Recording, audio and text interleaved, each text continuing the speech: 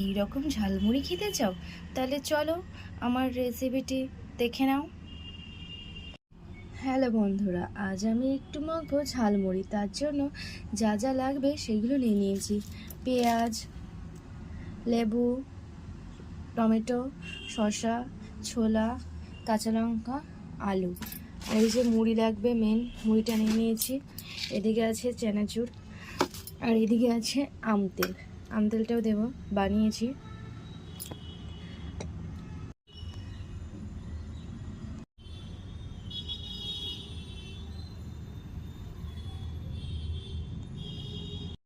সব কেটে কুটে রেডি করে নিয়েছি। আলুটা দিয়ে দিলাম, শসা কুচিটাও দিয়ে দিলাম, টমেটোও দিয়ে দিলাম, পেঁয়াজ কুচিও দিয়ে দিলাম, লঙ্কা কুচিও দিয়ে দিলাম, ভেজানো ছোলাটাও দিয়ে দিলাম, চানাচুরও দিয়ে দিলাম, একটু লেবু চিপেও দিয়ে দিলাম, আম তেলটাও দিয়ে দিলাম।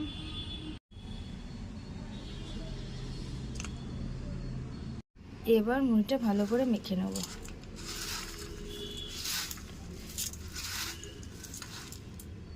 ঝালমুড়ি রেডি। তোমরাও যদি সন্ধেবেলায় খেতে যাও তাহলে ঝটপট এরকম ঝালমুড়ি বানিয়ে নিও।